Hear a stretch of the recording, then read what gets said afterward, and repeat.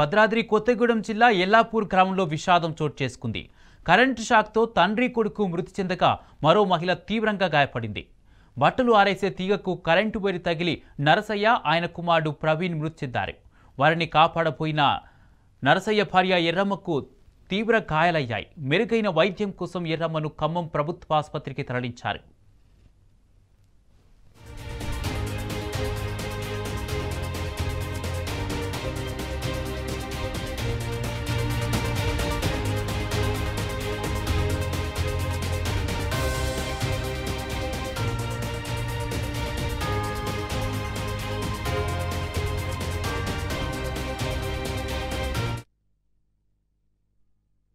ఎల్లపురంలో ఇలా తెల్లవారుజాము 4 గంటలకి అక్కడ కరెంటు ఇంట్లోకి వచ్చిన సారీస్ వైరు రేకులు కింద నిండిపోయింది.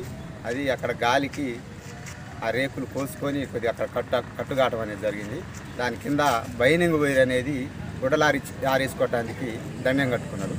అది తెగి దీని మీద పడటం వల్ల వీళ్ళు తెల్లవారుజాము 4 గంటలకి లేచి వాషింగ్ రూమ్కి పోతుండగా తండ్రిని ఫస్ట్ పట్టుకొని కింద పడిపోవటం, కొడుకుగైనాగా ఎందుకు కింద పడ్డడం, వర్షం వచ్చింది కదా, బురద ఉంది కాబట్టి జారి పడ్డడం అని చెప్పి తండ్రిని కొడుకు పట్టుకున్నాడు.